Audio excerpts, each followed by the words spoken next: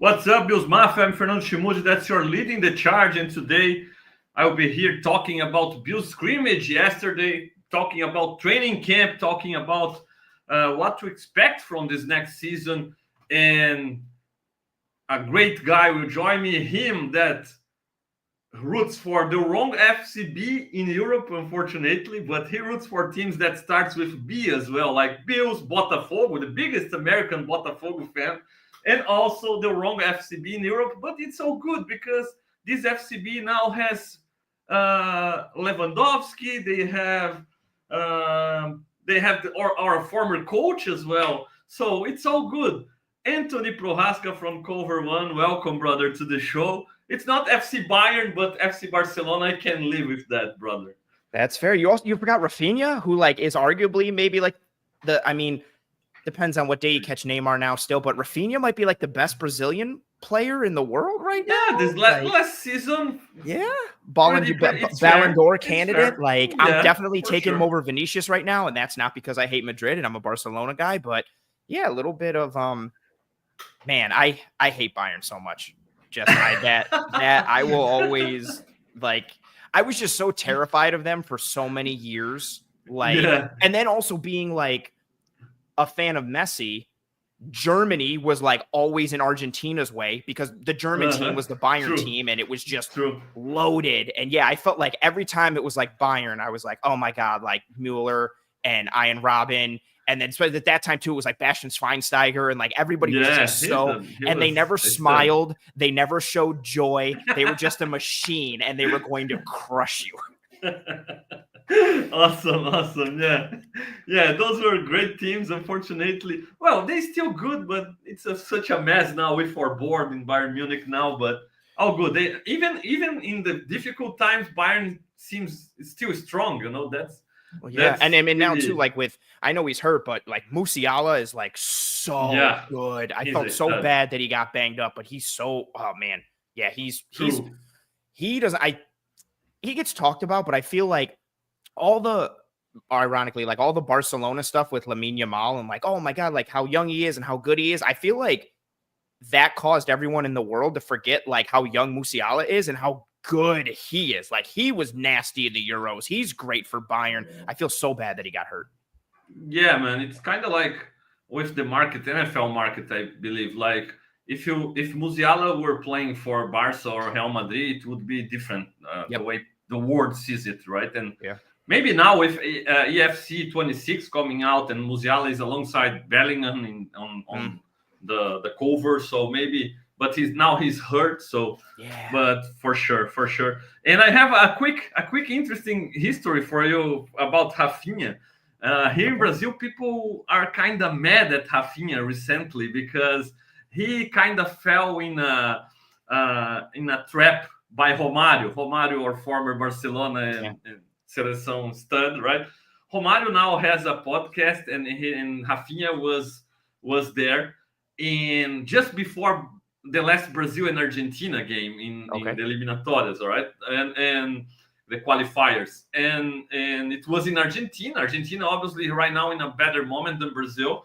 Yeah. And Romário always used to be a guy I'm gonna play and I'm gonna score 2 goals and I'm gonna I'm gonna dribble guys and do stuff. And when he played, he could do that, So it was part of his mystic. Yeah. And in the podcast, he talking to Rafinha before the game, and he said, "So Rafinha, you're gonna score against Argentina, right?" And Rafinha, "Yeah, I'm gonna score." And then Romário, "Yeah, and you're gonna win playing really well against Argentina, right?" And Rafinha, "Yeah, we're gonna do that." And then Romário, "Yeah, and if you need to fight and to brawl against Argentina, you're gonna brawl against them inside Argentina, right?" And Rafinha, he didn't want to say any negative stuff to Romário, right? So he was, "Yes, for sure. We're going to fight. We're going to brawl. We're going to kick their ass, And then Argentina beat Brazil 5-0. So he just fell right into the trap.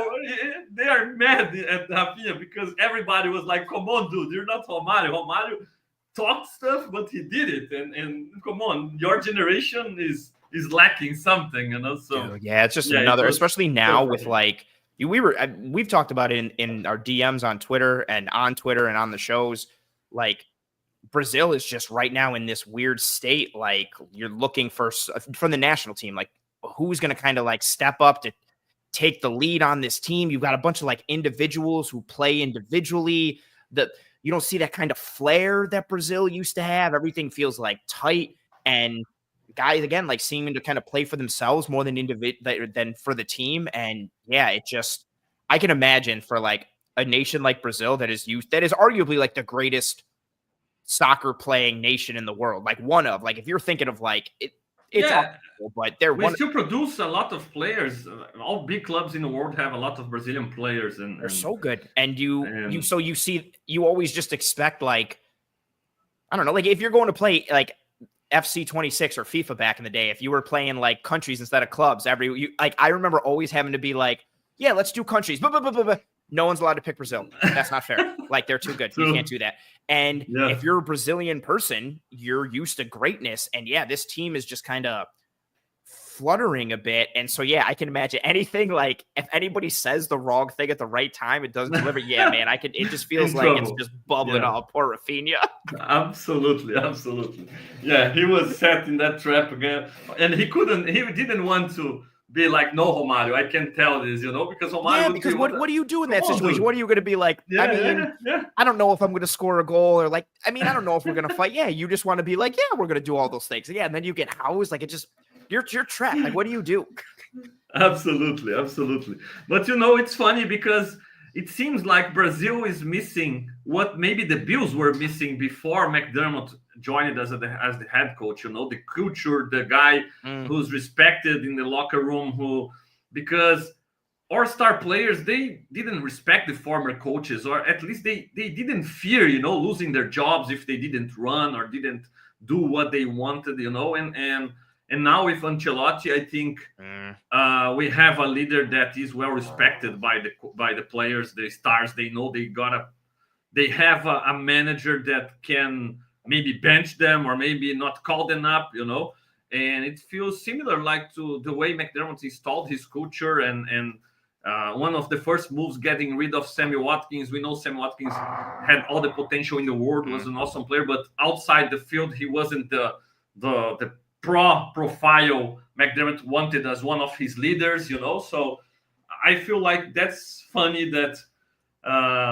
Brazil is in a situation that maybe the Bills were 8-9 years ago, and Ancelotti maybe can be this kind of leadership, and people sometimes underrate the impact that coaches can have in and not just in X and O's, but especially making the players play at their best with the confidence up, and having their back sometimes if something goes wrong, and I feel like that's a good hire by the CBF, the confederation here in Brazil, with Ancelotti, just like it was for the Bills back in the day with McDermott. And I'm gonna use this to transition to Bills, because otherwise people will be like, come on, and our podcast about soccer will come out someday, World Cup next year in the US. So I'm excited. I'm excited to do like that. Soccer, something we're gonna prepare something.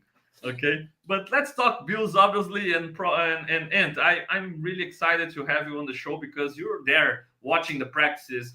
You were there yesterday watching the scrimmage again, and man, it's funny because this year I've been the hater. Last year I was a homer, right? And this year I'm the hater, and I don't know, maybe because as a former athlete, we are always taught like never too high or never too low, and I felt like last season Bills Mafia was too low on that team. Oh, we lost Hyde, we lost Poyer, we lost Diggs, we're gonna miss the playoffs. We are, and I was like, man, no, we still have Josh, we still have McDermott, and this team will be good. They will still be good. They maybe have some trouble, and will take some time for somebody to take those leadership positions, but they will still be good. And I was a homer back in the day, right? And this year I feel like Bills Mafia is too excited, like they now saw that those guys could step up and the team is still good, and they are maybe too excited. And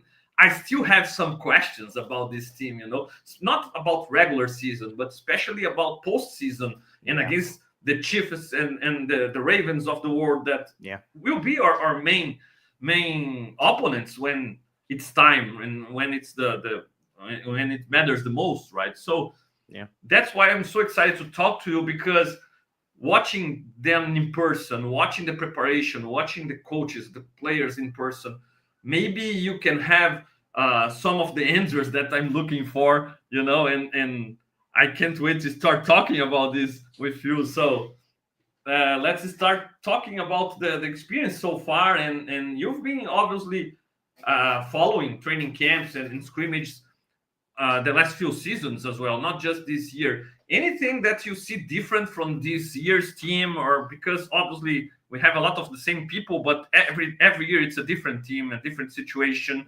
Can you feel like maybe McDermott working differently, more confidence, or I don't know, what can you feel differently from this Bills team this year compared to the last few seasons, or if it's continuing a trend? How do you see the situation? And I think, starting with how it's been in camp, I think everything has been, from like a structure standpoint, really just regimented, smooth.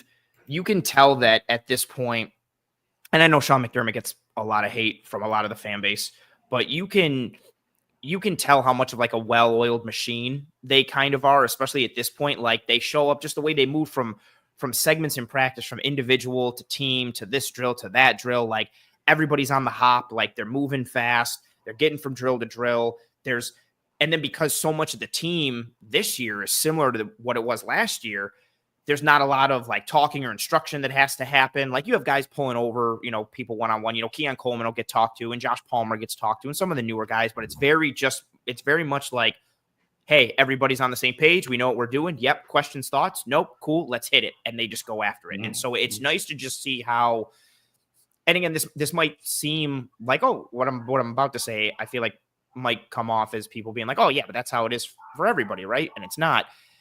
It's just they're a very professional football team. Like, you can tell that this is just a well-run group on and off the field. They know what they're here to do. They know how to do it. They know the whys behind it, and they go out and execute. And you see that in practice. You feel that in practice. And so I think it's very much kind of like business as usual, just dialed up a little bit more this year. And then something I think, like, one of the big differences, I think for me that stood out a lot, the defense really focusing on how to adjust based off of the offense adjusting. They have been doing a lot of individual drills, or not in individual drills, but drills for the defense as a whole, where, the starting 11 for the defense is lined up. So they'll do the first team, the second team, the third team. And then Babich and the defensive coaches are like the offense. There won't be any offensive linemen, but they're lined up as like the skill players. And they'll send a motion at the last minute, or they'll shift, or they'll do different things to test the defense to make sure they're adjusting properly, they're communicating properly, they're going to adjust the coverage, they're going to adjust the front.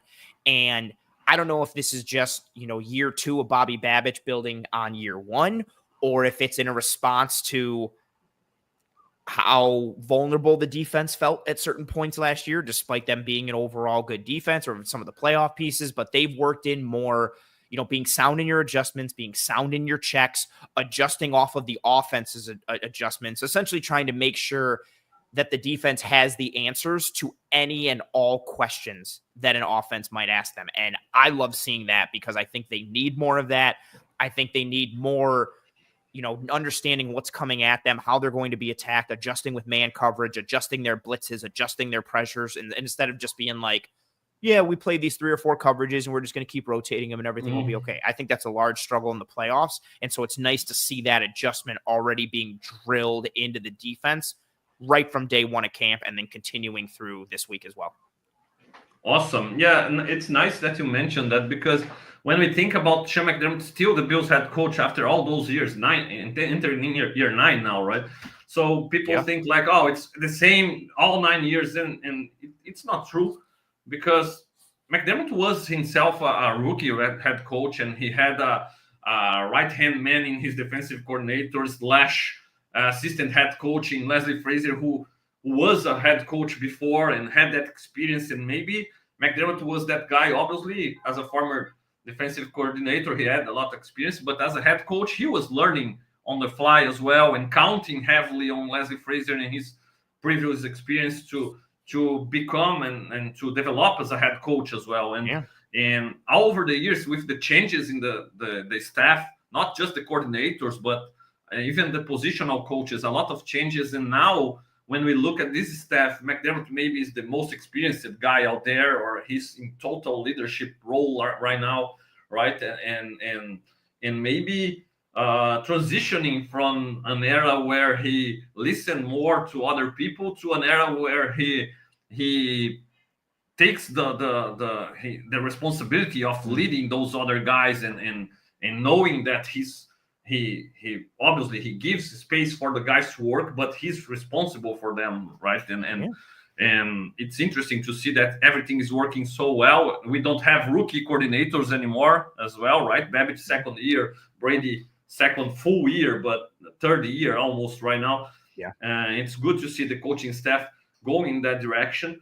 And starting talking about the defense then, and since you mentioned the coverage and stuff, do you think it's fair to say, like in the past, McDermott coming from the Panthers as a defensive coordinator and having Leslie Frazier with him, they were more like, look, we're going to do this stuff we like, well done, and we're going to beat people like that. And then when they found finally people maybe more talented like the Chiefs and Andy Reid or really tough opponents in the playoffs, they were able to learn what they were doing and adjust and beat those 3 or 4 different coverages. And now maybe with Babbage, they are really maybe more trying to adapt and to adapt to what the offense is doing, and to in this transition kind of limit the opportunities for the offense to really know what's coming from the defense on the side of the ball.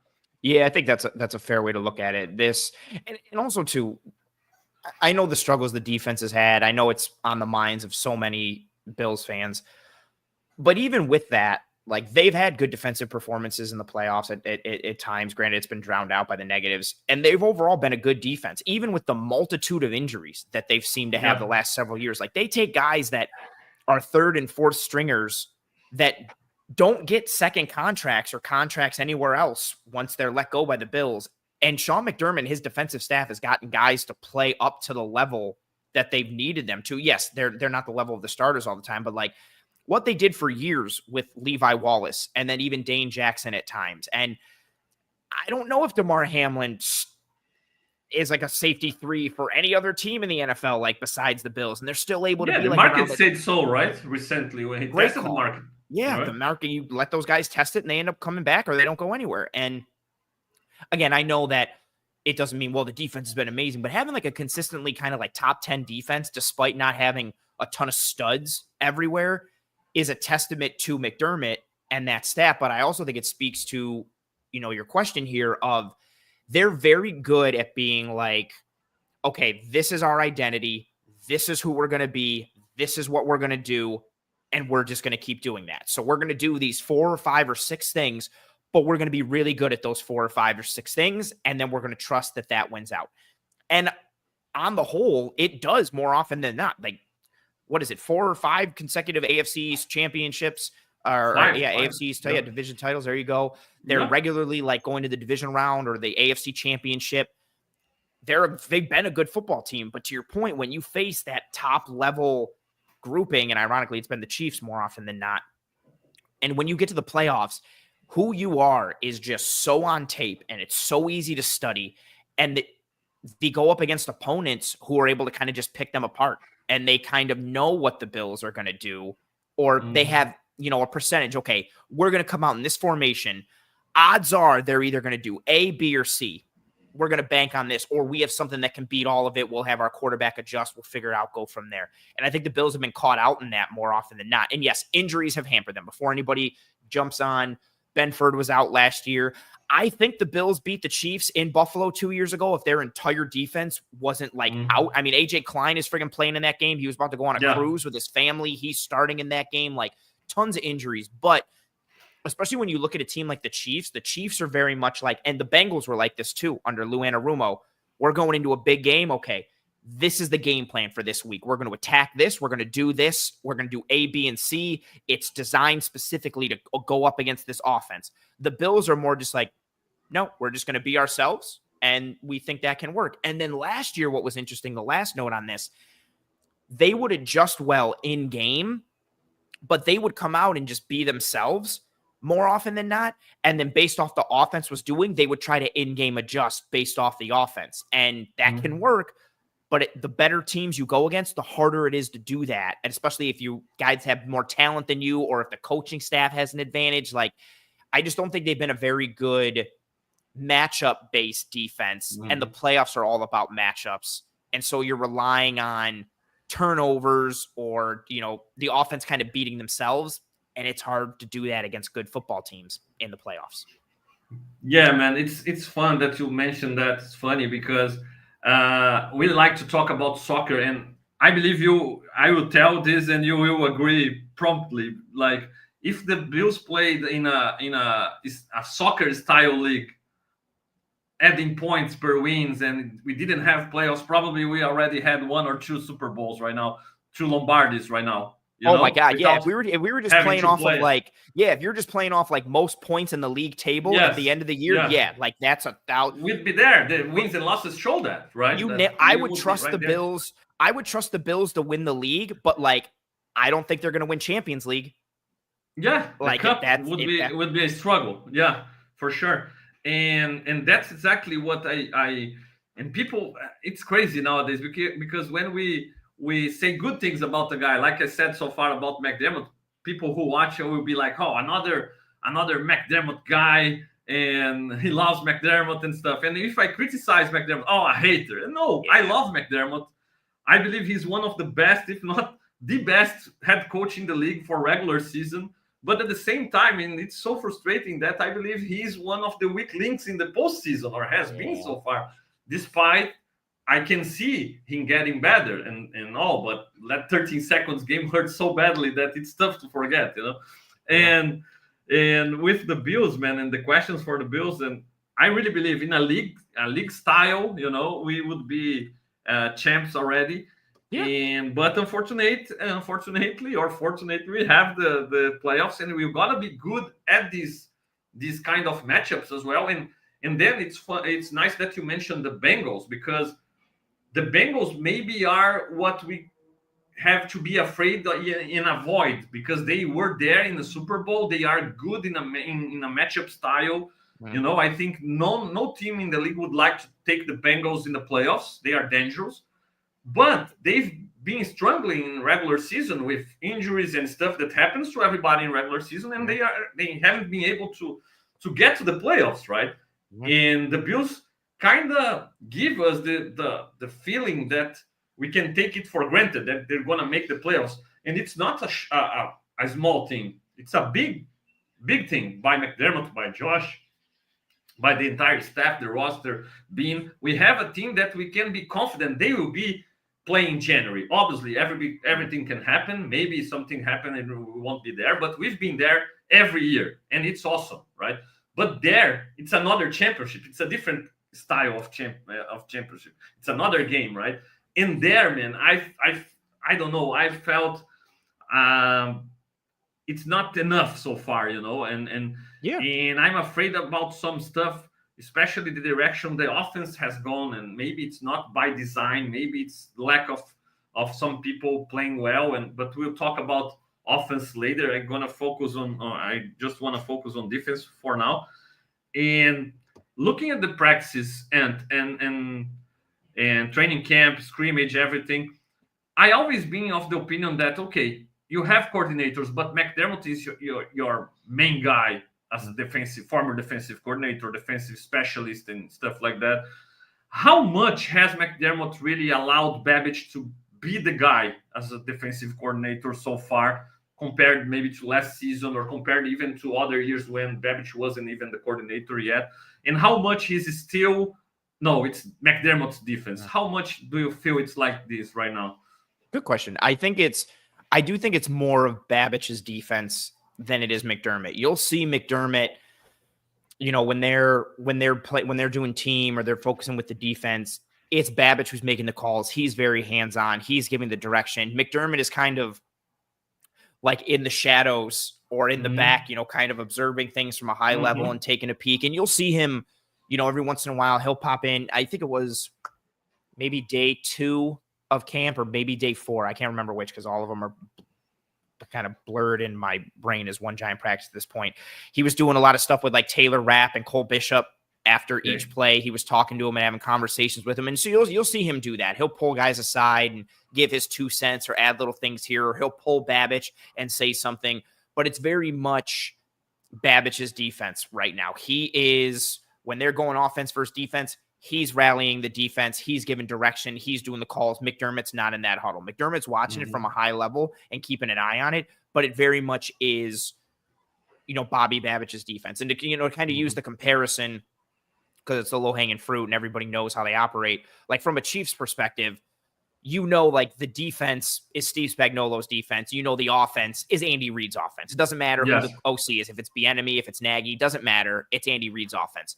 I don't think this defense, even though it's under McDermott's philosophy and ideology, it's more Bobby Babich's defense than it is Sean McDermott's. But he's giving Babich that leash. Run with this defense. Do your thing. Now, we've seen in the past that if a defensive coordinator will struggle, McDermott will rein them in and kind of be like, all right, I'm taking over. Like, I'm going to do this for a week or 2 or for a game or see what happens. But at this stage, I do think it is very much Bobby Babich's defense, and he's kind of being given that rope to wrangle everybody in and run it as he sees fit within, obviously, McDermott's direction.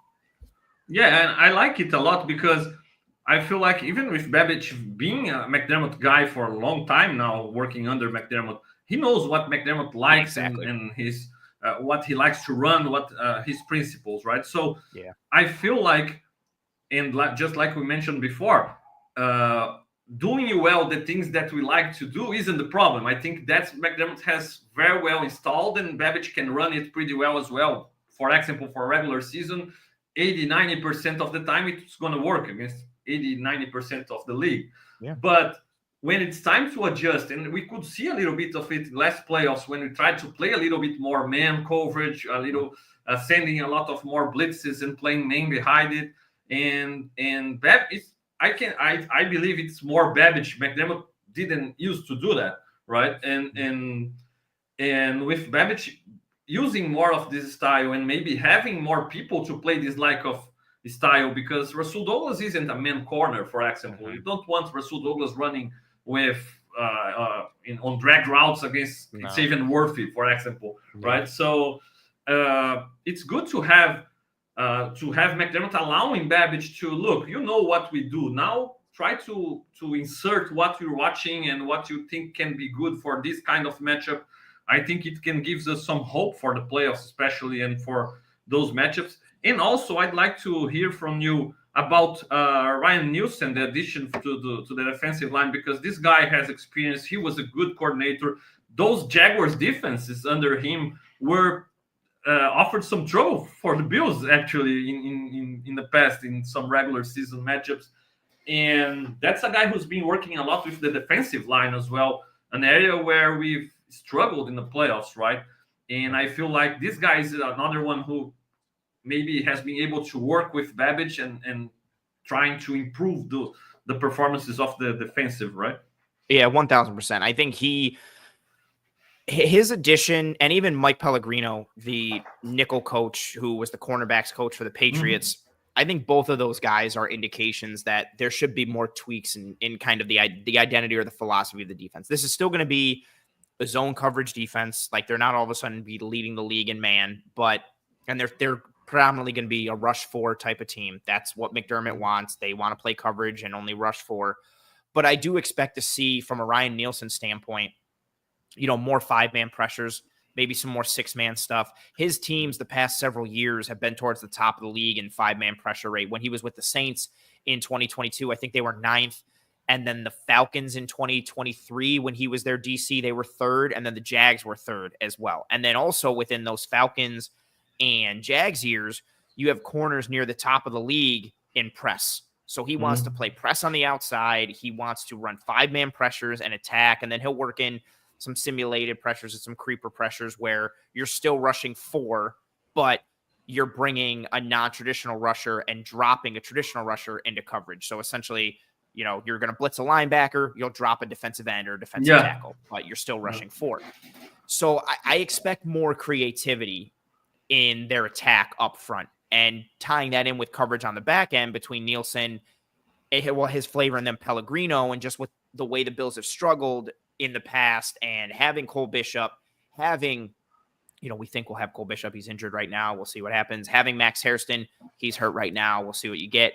But I just expect more use of man coverage this year. I expect more variety and creativity up front with how they attack. And we've seen that thus far in camp. There has been more man coverage. A lot of those adjustments and checks that I was talking about earlier that Babich was drilling down with the defense, those adjustments and checks were coming off of 5-man pressures and man coverage behind it. So I think they're going to do that more, whether it's in overall or high leverage situations. And I think they need to. They've gotten just too static. Everybody knows what you're going to get with the Bills defense. Okay, they're going to rush 4. They're going to drop 7 into coverage. Here's the coverage rates that they play. We'll go from there. I think they need more of, who's rushing, who's dropping. Are they going to blitz? Yeah. Are they not going to blitz? Are they playing man? Are they showing man, but it's actually going to be something else? Like, are they pressing and they're going to stay? It's going to be press man, or they're going to bail out of it at the last minute. Is it situational? Is it not? Is it? I think, there needs to be more questions instead of just, again, like we've talked about, where if you're an opponent, who the Bills defense is, what they're going to do. They're going to execute it well, but you still kind of have a roadmap of how to beat it. And I think the Bills defense needs to change that roadmap, and adding Nielsen, even adding Pellegrino. I think that goes to McDermott and Babich realizing, okay, we need to kind of tweak some things. We need to change some things. And then you add it with the players that they brought in this offseason in the draft and free agency. And so I do expect Nielsen's influence to be felt come regular season. I think we've started to see it already, just with how many 5-man pressures they're drilling and where it's coming from. Sometimes it's a linebacker, sometimes it's a safety, sometimes it's Taron Johnson or the slot, or again, sometimes it's a simulated or a creeper or a fire zone type of pressure. And I think that's the type of defense I think they need to do way more of it than I think they're gonna, but it's good just to see the sprinklings of it. I think that's the type of defense you need to be. You need to be more of a matchup, creativity kind of defense come playoff time. So it's exciting to see that already. Yeah, I love that, Ed. Love that, because we haven't seen Spags like shutting down our offense. But when it's a 3rd, 4th down, important down in the game, we never know if he's going to send the blitz, if he's going to play coverage. Even the last one, in the last game, we could see him winning pre-snap, right, against Josh. And the pressure got to Josh. He had to do his magic to be able to throw that ball. But that happened because Allen didn't recognize what was going to come at him. The offense didn't either. But that's exactly, like, you don't get that really with the Bills defense, because what you're going to get. It's just a matter of you can beat it. But Spags, it's always like, oh no, what's coming? Oh man, can I read that? We don't have that with the Bills D. I think it was Torrance who said something about they showing that look all game long and not sending that blitzer, and in the last play they sent the blitzer, so then Eric and I talked to McGovern and Torrance about it when we had him on the show. And not to get into it too much, but it essentially was just like they had a better call than we did. They gamed us up, they beat us. Like, that's essentially just like what it was. And you don't get that with the Bills defense. They're not gaming anybody up. Like, that's such a great verbiage. It's not like, oh man, like they drew up this awesome pressure with this creative coverage behind it. Great. No, it's just like, it's very much just like I, not to keep tying in soccer, but it's very much just like the Bills defense is very just like route one stuff off of a corner. Like, they're just going to kick it into the box and hope somebody tall jumps up and hits it. It's not like, okay, this guy's going to occupy the center back and he's going to clear this for this guy, or we're going to kick it short to bring up their up man, and then we're going to drop it over. Like, there's no like goal. So if they score a corner, like a goal from the corner, it's just like, oh, they put it into the box. Kick well the corner, jump higher. That's it. Head the ball better. Yes, it's not like they scored and you're sitting there after they scored it being like, wow, like look how they look how they got their winger freed up with the decoy from the striker and they ran a pick and this. Yeah, you don't get that, but you get that all day with Spags and even with the Ravens defense and the Bengals defense under Lou Anarumo. There was all that creativity and that gamesmanship. Absolutely. Bills Mafia, hit that like button, subscribe to my own Fernando Schmude channel, Rumblings Network channel as well. Please support us. We're back in the business with the podcast in English as well. The podcast in Portuguese never stopped, but the English, I took some vacation in English and I had to rest my English a little bit. But now back. And to finish out about the defense, let's talk about the players in training camp, because we've heard about some names, but you've been there. So I'd like to hear from you which guys maybe called your attention the most, and in two categories, please. The guys that nobody was expecting much, but the guy kind of showed something that impressed you, right? Okay. And maybe the guys that we expect a lot of, the big names in the defense, which ones maybe have showed that they can take the next step, they can become more dominant, they can become that superstar player that we need badly to make a difference in those big games. Okay, so I'll do two for each to not make it too long. Okay. So the first, I think for guys that I think people didn't expect a lot of, I've got two. One a younger guy and one a vet, just of what my initial thoughts were, and then seeing how camp. Tre'Davious White, and I'll kind of use myself as an example. Like, he signed, and I was like, oh, that's cool. Like, I love having Trey back. I felt terrible that he got hurt and left. Like, it just felt good to have him back. Right. And I didn't expect too much. I didn't think he was going to be corner 2 going into the year. I figured, okay, they're going to draft somebody in the first round, but then you've got Trey to teach him, or Trey will be the third corner. If Benford or this rookie get hurt, Trey can step in. You're good. Oh, they signed Dane Jackson. Same thing, but he's even below Trey. And okay, you've got the veteran presence in the room to help with the rookie and Benford. Cool. Awesome. Good. Even before Max Hairston's injury, Trey White has been the second best corner in camp. Benford has been locked down. I'm going to talk about him in a second. But Trey White, and I'm using myself as an example, but I even think I think for a lot of people, it was very just like emotional, him coming back. It was like, oh, like it just felt good. I don't think a lot of people were like, man, he makes our defense better. This is a great addition. He's looked great in camp. First and foremost, no jinx, fingers crossed. He's looked healthy, like he's moving very well. He doesn't look like a guy who messed up his Achilles or has multiple ACLs. Like, he looks like a guy who's he's planting, he's driving, he's cutting, he's torquing. There's no restricted movement. He's covering Keon Coleman. Then he's covering Elijah Moore. He's doing it in zone. He's doing it in man. Like, his game was always, he wasn't this physical stud and he wasn't this amazing athlete. He won because of technique, his footwork, his body position, his hand usage, and then his functionality and coverage. And you've just seen that. Like, he looks like a 26-year-old corner who's like ready to start. Like, he's looked great. And using myself, again, I think that's a surprise to a lot of Bills fans, but even myself, yeah, like I wasn't expecting that. Like, even just the short area burst. Someone catches a 5-yard hitch or he sees it, like he pedals, he plants, bang, he closes. And I was like, oh, this is really nice to see. So he's been a really positive surprise. Again, I know fans want Hairston to start, and I'm in that boat as well. But even before the injury, Trey White was getting the lion's share of snaps at corner 2. Like, it was his job even before Hairston got hurt, and then Hairston got hurt. And we'll see if Trey White even gives that job up once Hairston's healthy. And then a younger guy that I think fits into that mold, some people may have been calling for it, but Javon Solomon has looked good. He looked really good last night as a pass rusher and as a run defender. I thought he flashed in camp multiple times. You're just seeing him win against a variety of guys. Being able to knock back guys, I think, is really encouraging, because in college he was really just get you to stutter a little bit, and then he tried to beat you around the corner. Like, he didn't really have he didn't really have an inside move or a go through you type of set or skill set. But he's developed that a bit more. And even just from, this isn't schematic at all, but even just from the eye test, like, he looks like a good football player. Like, he's built well. And like, if you don't know anything about anybody on the Bills and you go to camp and you're just like looking at everybody, when you see 56 for Javon Solomon, you're like, oh, that guy's probably really good, right? Because he just looks like a good football player. And then he's been making plays he had a really good night last night in the scrimmage, plays against the run, creating pressures, driving guys into the backfield. He's been really good with that. And then from, top guys who have a lot expected of them and how they've been doing, I spoke on him a bit. Christian Benford has been lights out, like since day one. Just anybody, tight ends, receivers, it doesn't matter who it is. He has been great, and he has looked great.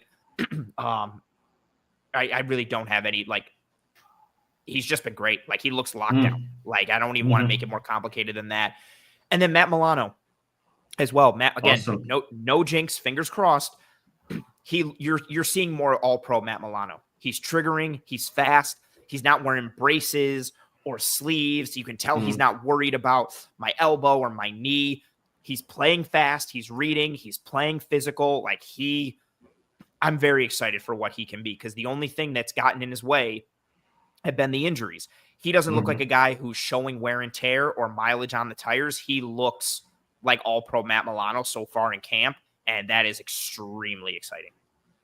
Yeah, man, it's so good to hear, especially in those injury situations, because, man, injuries are so frustrating. And when your mind thinks something and your body can't do that, it's the worst feeling ever for an athlete, and to have those guys back at this level where they can really just play and don't think about their bodies, it's awesome to hear about it. And just like last season, we had Von Miller coming the second year, removed from the injury, and he was better than the year before, way better. Maybe he wasn't the Von Miller everybody wanted, but he was way better than the year before. If you can have that with Trey and with Milano, it's awesome for this defense, right? Absolutely.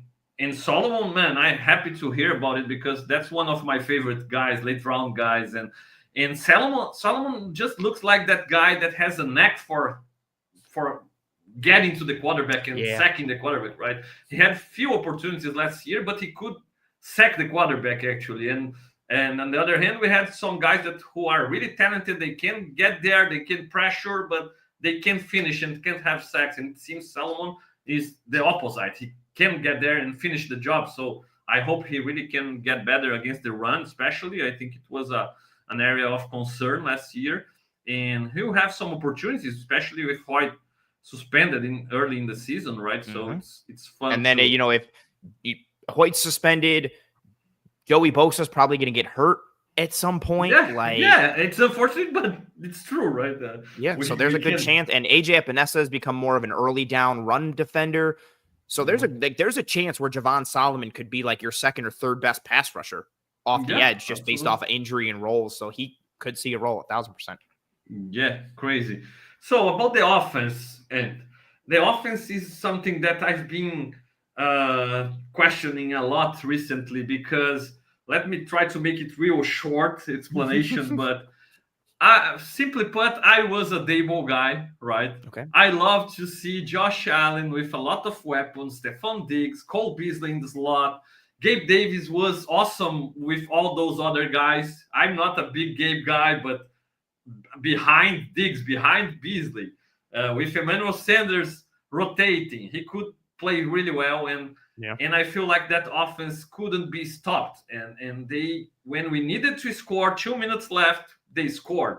13 seconds showed that. They scored twice inside the 2-minute warning in that game, right? Yes, that offense couldn't run the ball, right? No. Even against light boxes, they couldn't. But in my mind, they didn't have Cromer. So I believe with better offensive linemen, Cromer doing his job, I believe we could improve that run game, still have a potent, very good aerial attack. And I feel like that kind of offense is better for the biggest games of the year, against the Ravens of the world, against the Chiefs of the world, than this new offense that can run the ball. It's great to have a run game. The offensive line can be nasty and block, and it's awesome to watch. But I feel like when we really needed to throw the ball, when people stopped our run game or made it more difficult, like the Ravens in the second half, or like the Chiefs, Josh couldn't make it look that easy as he made in the past, and maybe because he doesn't have the same kind of weapons he had in the past, or maybe because of schemes, aerial schemes, and you know more than me about that, and you watch a lot of film about that. You and Eric do a great job about it. I want to believe it's lack of weapons, and maybe this year, if Palmer works, I'm not a big Palmer fan.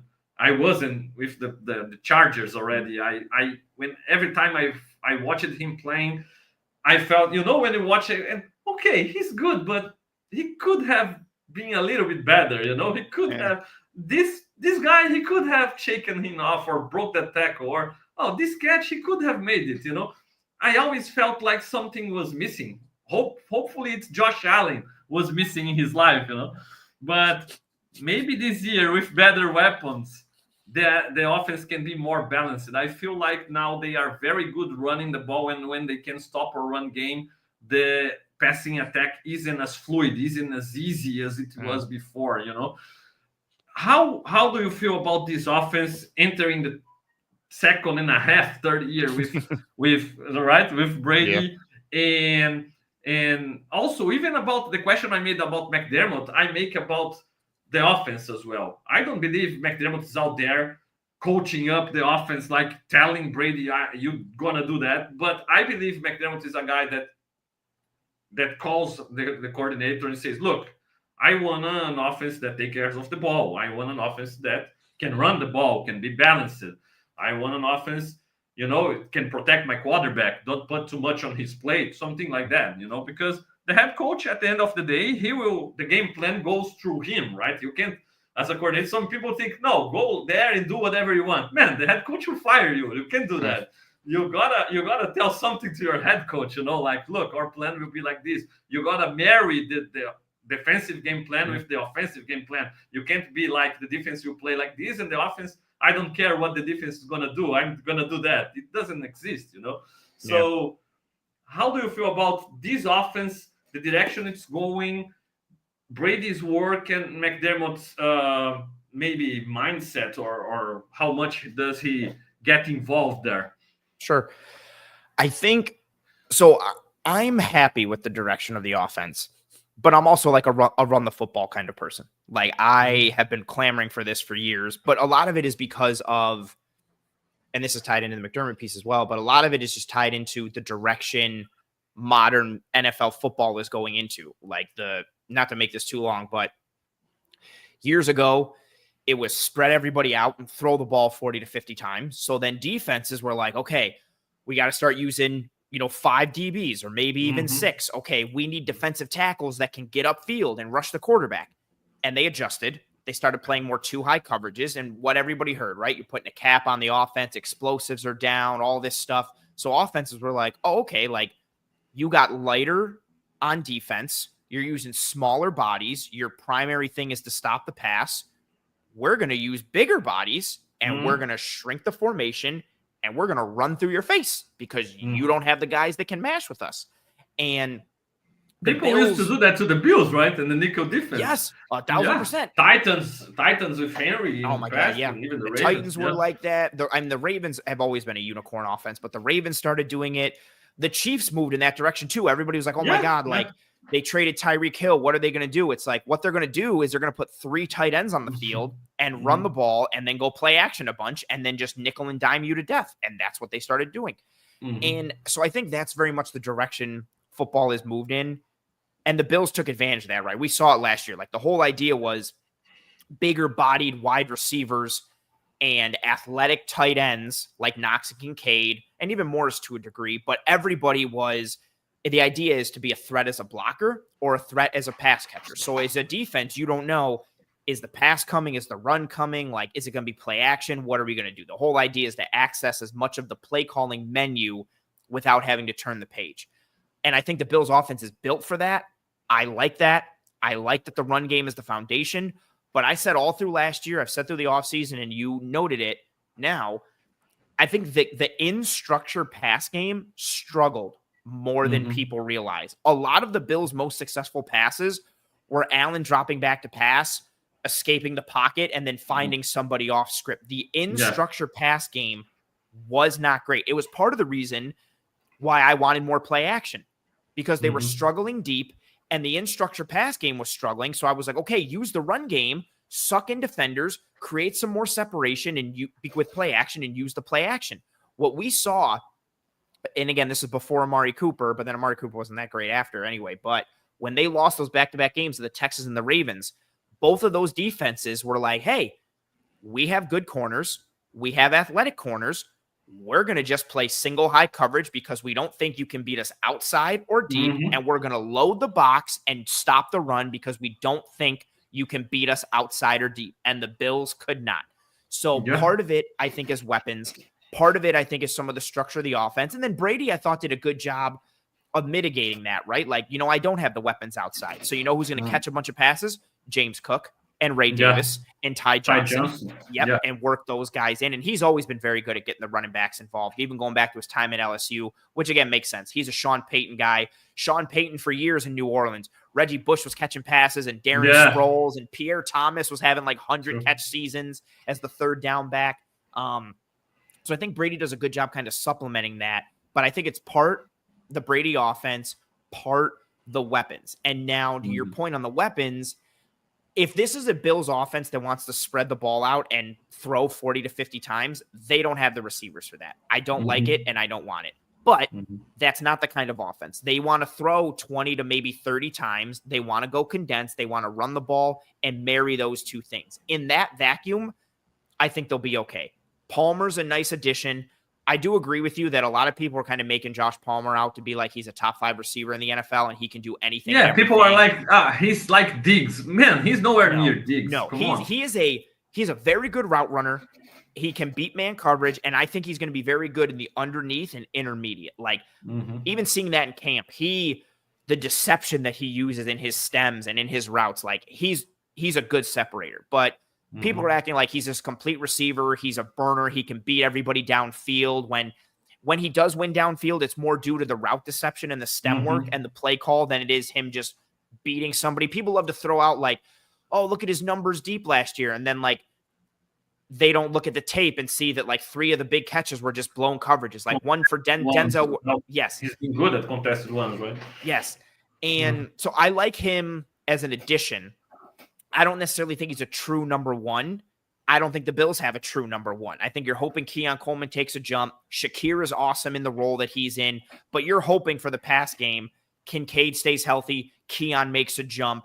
And then I think everybody is kind of good in their role. I think they have a basketball lineup at wide receiver. Yeah. You've got a point guard, a 2 guard, a small forward, power forward, center. Cool. I like that. I don't think they have a true 1, but I think the way the room is built can complement one another.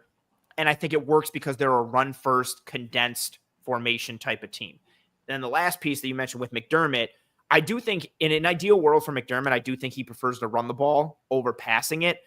But what's tough to kind of know now is, again, like the meta for like how offenses want to be is to run the ball and go condensed and use bigger bodies. Like receivers like Mac Hollins are the thing now. Like Josh Reynolds, Mac Hollins, even like Keon Coleman, bigger bodied guys who can insert and block linebackers or safeties or nickels, but still catch the ball. So that's very much like an offense that Sean McDermott wants, but it's also the offense that the Bills should be running now. So it's kind of hard to separate the two. I will say from a practice standpoint, Joe Brady is in complete control of the offense. Like him and McDermott might talk here and there. Joe Brady's running the show completely. Now, to your point, they could have met together before practice and McDermott could be like, hey, I want you to do these 4 things today in practice. Okay, good. Go do those things because I'm going to look at the defense. So he definitely has a hand in it. But Joe Brady runs this offense. But the idea of the offense definitely fits in with what McDermott likes. So it's a bit of kind of like which is true and which is not type of deal. Yeah, man. Even by now, entering the 3rd year, I believe all these McDermott, I want this, I want that talk happened already in season when they had to fire Dorsey and have Brady there. And by now, Brady knows perfectly what kind of offense McDermott wants or what kind of offense being built with the additions and what kind of offense he can run in a good way, right? Because just like you said, it's not because I prefer Josh Allen as a Peyton Manning type, throwing the ball all around the field. They have made the transition to this kind of offense. They don't have those weapons anymore. It's not like we had Diggs at number one, Beasley as your slot. You had personnel to do that in the past, and also you couldn't run the ball. So one thing helped the other, right? But now, and even with that too, like if you have receivers like that, if your top three receivers are Stephon Diggs, Cole Beasley, John Brown, you can't run the condensed looks that the Bills are running now because Stephon Diggs, Cole Beasley, and John Brown, they can't block. Yeah, they can't do what you need to, like Matt Collins or Keon Coleman or even Josh Palmer. So it is very much like, do you want to be this or do you want to be that? And then when you pick one, can you still do enough of the other to keep a defense off balance? And that's where that's where you earn your money as a coordinator and play caller.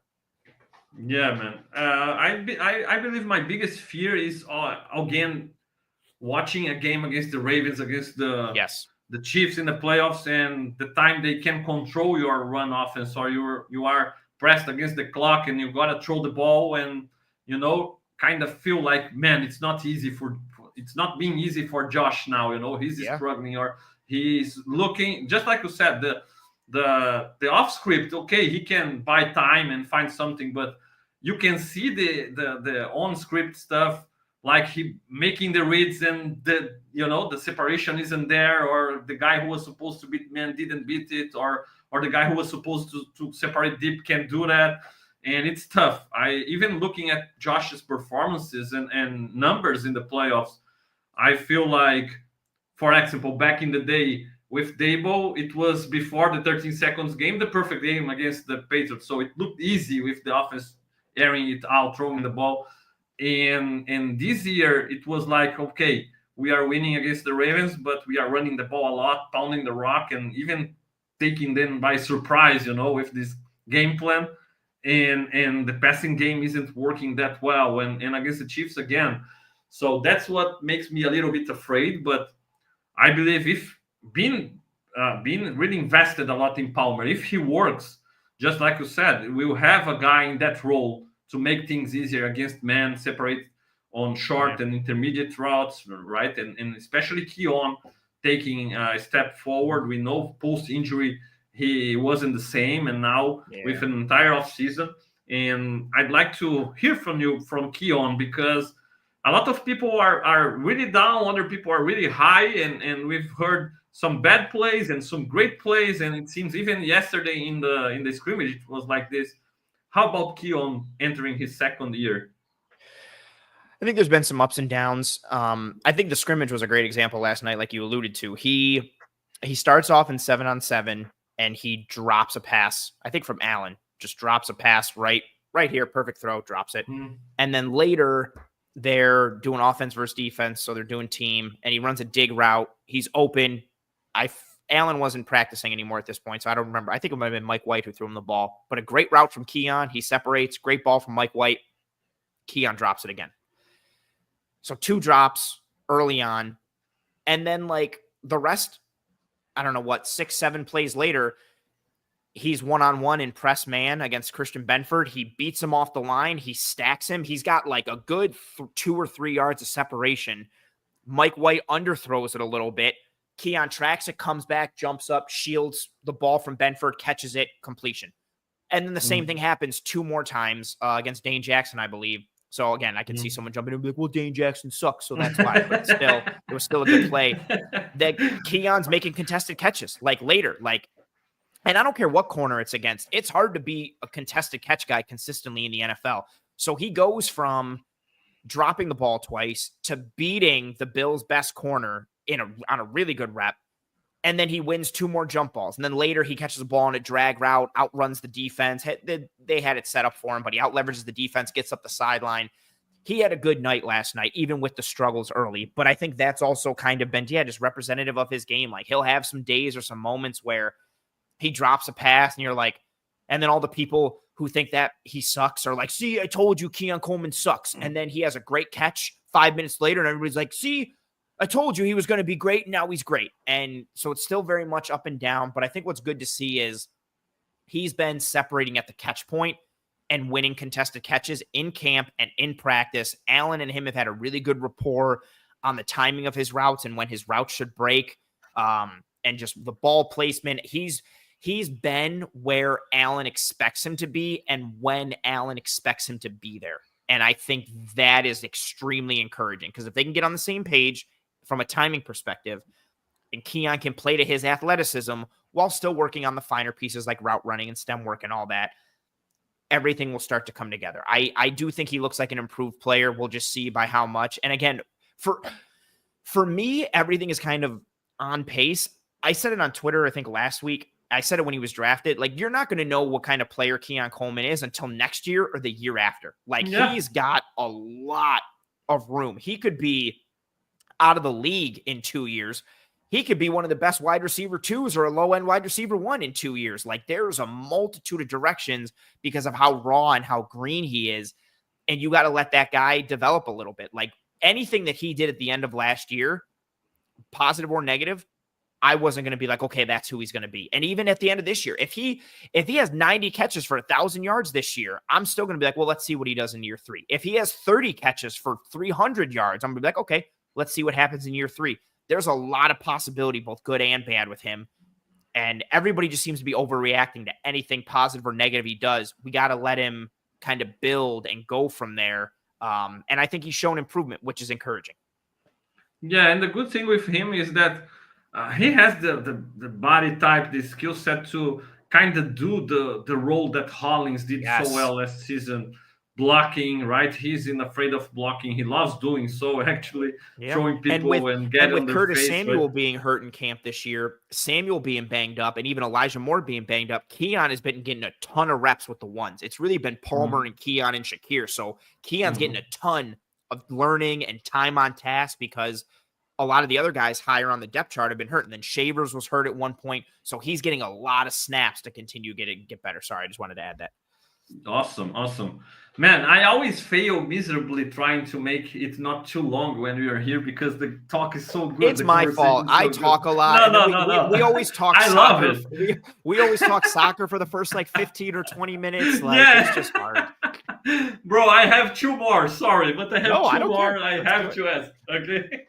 So first one, talking still about wide receivers. Okay. I love the basketball analogy you do about the group, and I feel like, okay, the Bills have the contested catch guy and big guy in Coleman, the guy who can also do the dirty job like Hollins, block and maybe run some big plays, and Coleman even offers some yard after catch. I think the Bills are trying to use it more from what I've been able to see from the practices. They have the yak guy with Shakir in the slot as well. They have maybe the separator now in Palmer, and even maybe Elijah Moore. What I'm still missing is that deep threat guy, the John Brown guy, the Robert Foster of the world. Even. Oh, Robert Foster. He could separate deep, right? And Josh and him. I'm still, to this day, he looked good that first year. He got hurt in camp that offseason. I will still contend to this day, if he doesn't get hurt, I think he would have been a solid player for that team. Man. He had great chemistry with Josh, the deep balls. Josh used it to miss a lot of deep passes, but not with Foster, And so, and even going back to, because I tend to, when I talk to my Brazilian audience here, I tend to make comparisons sometimes with McDermott's days in Carolina, and going back them, they had Ken Newton, they had the big body in Kelvin Benjamin, and even Devin Funchess was drafted in the second round, big guy, similar to at least in body size to Coleman. They had Ted Ginn Jr., who was big time player for Cam Newton down the field, right? And they had the mismatch tight end Greg Olsen. Kincaid obviously was drafted to be this kind of mismatch, and we hope he can in this third season. But where is our Ted Ginn Jr. or who can be this guy? Because, Elijah Moore has the speed, but he's never been that specialist going deep. And even Curtis Samuel has some speed as well, but also not this kind of deep threat. Do you think they still are trying to find this kind of guy, or they don't care much about it, or they believe Keon with his size can be this deep threat? What do you think about it? I do have that concern for this offense. I still think like the vertical presence and the speed element downfield is something that's lacking. And you hit for a lot of it, right? Like I think people see Curtis Samuel's 40 time and think, oh, he must be like a burner. Yeah. And he's not slow, but I don't think he plays as fast as that like time speed indicates. Like he's not just blazing speed and getting by everybody. And even if he does, not to be mean, like, but he gets hurt all the time. And so you can't rely on him to consistently be out there. Elijah Moore has some speed, but I think it's more burst than it is straight line. Let me beat somebody out of the blocks. And even with him, you're hoping that, having a better quarterback or better, offense will kind of be able to tap into him, but you're still looking at him right now as like wide receiver 5, maybe wide receiver 4. So he's kind of the bottom of the depth chart. Keon isn't a burner, and Palmer can win vertical, but isn't a burner as well. My biggest issue, I think you have some speed elements in the offense potentially at receiver with Moore, with Samuel, even Shakir to a degree, but I don't think you have that at the top of the depth chart. Like the guys who are going to be out there consistently. In an ideal world for the Bills, I think your top 3 snap getters at wide receiver are going to be Palmer, Coleman, and Shakir. Not in that order, but just those 3 guys. Yeah. Palmer isn't a burner. Coleman isn't a burner. Shakir isn't a burner. So I wish somebody at that top level was that deep threat and had more of that presence. Like, again, not to go through it, but Stephon Diggs, like, he could beat you anywhere. He could route you up off the line, beat you underneath, intermediate, or he could beat you vertical. And before anybody jumps in and be like, yeah, but he dropped that pass against the Chiefs that time in the division round. Cool. Allen missed like 75 throws to him during that regular season where Diggs was wide open deep, and Allen either overthrew him or underthrew him. So Diggs could still win vertical. But that was that example, like that true number 1 who could do anything and everything at any moment. I do share that sentiment, and I worry about that because if those guys can't threaten deep, even when they're in those condensed formations or those looks, good defenses in general, or even ones that have more athletic corners, they're just going to come up and be like, we're not scared of you beating us deep. So we're going to play press, or we're going to play off, and we're going to strike on the intermediate and the underneath because we're not scared of you beating us downfield. And that's what happened against the Texans. That's what happened against the Ravens. And the one thing that can mess up the run game for the Bills is if defenses aren't threatened at all by the pass. And so they just load the box with numbers and go, you know what? You're not going to run the ball against us. If your guys outside beat us, cool. But you got to prove that they can beat us first. And I still need to see that before I'm fully confident in it. And so, yeah, I think that's a fair point. I think the vertical presence isn't necessarily there in the receiver room, and I don't think it's there towards the top of the depth chart as much as I would like it to be. Yeah, I don't want to mention him because he's still available, but that guy, who catches like this, he still could beat some people deep as well, right? So he's still available. I'm a little bit afraid, I love that. The guy who Kamehameha guy is dangerous. Oh, nice. Yeah, like a Kamehameha. Nice. Good call. Yeah. That's a good call. Yeah. And to close it out, man, the same question I did about the defensive guys, the offensive guys. To close it out, 4 guys that have been really good or surprising this camp, maybe 2 young guys, 2 guys that we didn't expect much and are surprising, and 2 guys maybe more experienced and maybe ready to take the next step to become a difference maker, to be that guy that Josh can count on a 4th and 10, 3rd and 5, and he can trust this guy, maybe, or even the run game, obviously. Who could you highlight for us? Okay, so start with like the younger guys are the ones people maybe don't have a lot of expectations for. Tyrell Shavers has looked good in camp. I know he got the injury last Sunday, but he was practicing last night. When he went down Sunday, I was like, oh, he's done for the year. He got like carted off. He was in pain. Guys were huddled around him. But he's been getting work with the ones, and he's been open. Allen's been hitting him, and he's been a guy who's benefited from, Elijah Moore has missed some time in camp. Curtis Samuel has missed some time in camp. And Palmer's missed some time at different points. Shavers, I think, has been a benefactor of that. And I think he has some speed and some size. Maybe he can surprise people downfield as well. Yeah, he's got an interesting combination. Like, he's got some length, he's got some height, he's got some frame, he's got some speed. He's not a bad route runner. Like, he's got some flexibility to him. So he's flashed at times, which I thought was nice. And then Jackson Hawes. the rookie tight end from Georgia Tech. I think people know what he is as a run blocker. So, and that's been as advertised. Go ahead. Sorry for interrupt, but you don't need to explain Jackson House to the Brazilian audience because he's the favorite Bill in Brazil. Okay, that's awesome. I like that. Oh, that rhymes too. Pre-draft, man, when House was drafted, it looked like, I don't know.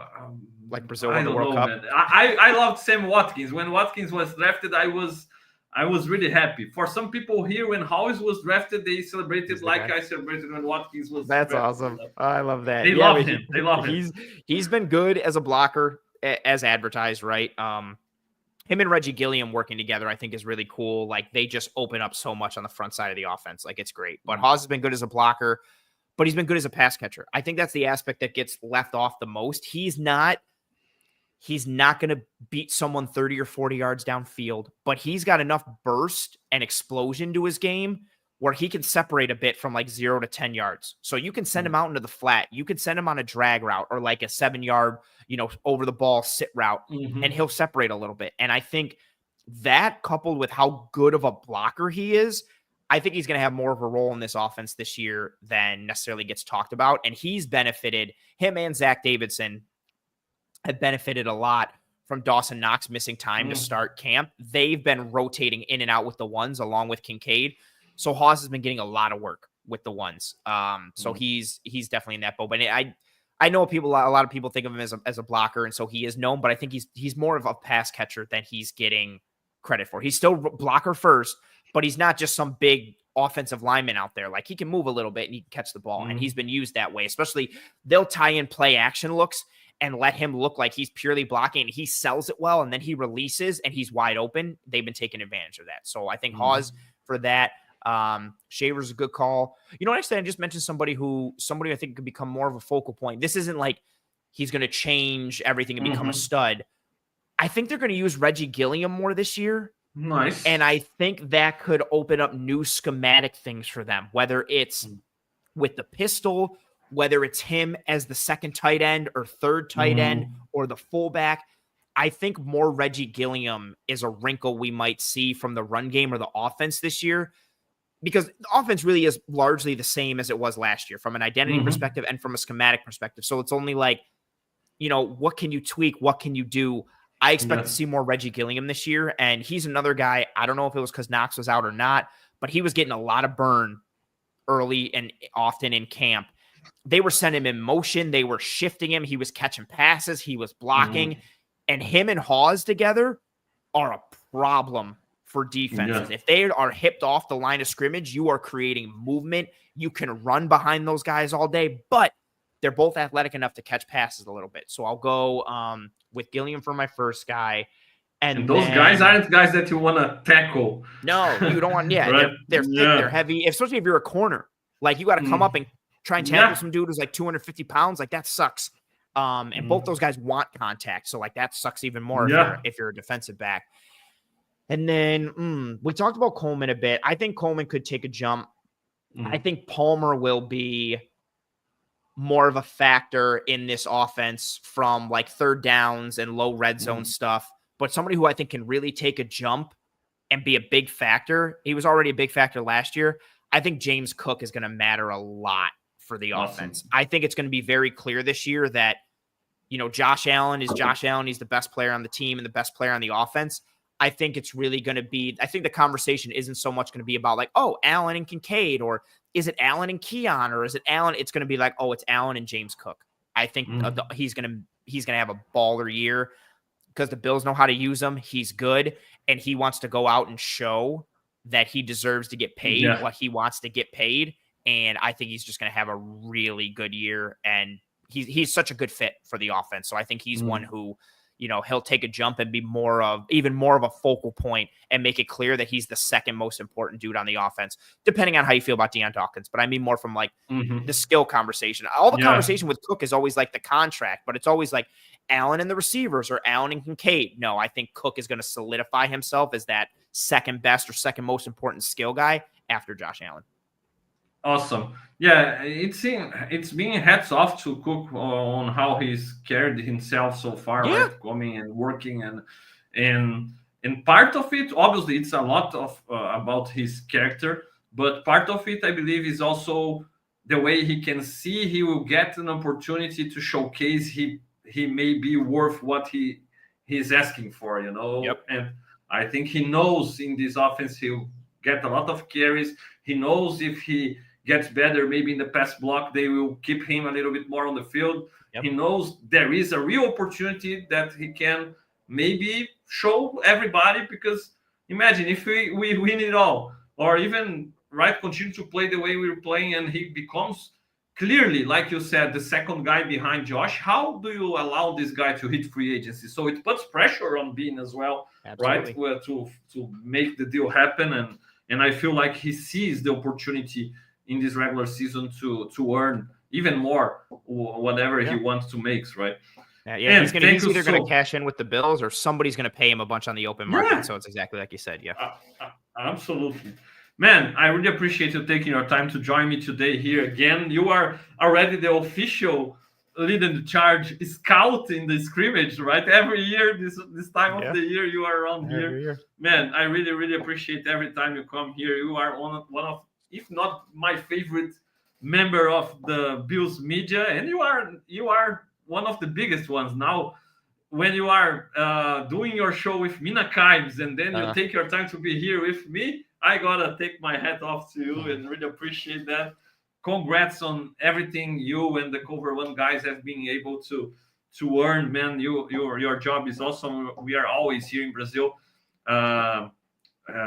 looking and consuming your content. It's awesome for everybody. Really appreciate everything, and especially how with all the humility and you are such a great guy. I love to have you here. When I tell my wife, look, today I have a show with Anthony, she's like, oh, the guy with a Christmas tree? And yeah! I love that. And, and the Christmas tree guy, yes. And, awesome. Send him a hug. Okay, so I love that. I love that's how she knows me. That makes me so happy. I love that. Bro, really, really appreciate you taking your time. Thank you so much, man. No, of course. You and I have been doing this for a while together, and I appreciate you as a person. And you know, we DM a bunch about football, but soccer and everything. So yeah, I appreciate the hell out of you. And like I say every time I'm on the show, anytime you want me, you got me. We tried to link up a couple weeks ago. We couldn't make it happen, so I wanted to make sure we did it today. And yeah, I always have time for you. You're awesome. I love talking ball with you and being out here for the Brazil audience and doing all these different things. So yeah, thank you so much for having me. Anytime you want me, you got me. I had a great time. Thank you as always. Awesome, brother. Thank you so much. Thank you so much, Bills Mafia. Hit that like button. Subscribe to my own Fernando Schmude channel, to the Rumblings Network channel. Support us. The Buffalo Bills are back, and we are back also producing content. So we are also on Spotify, Amazon. You can find our content there as well. So really appreciate everybody. Thank you so much, and go Bills.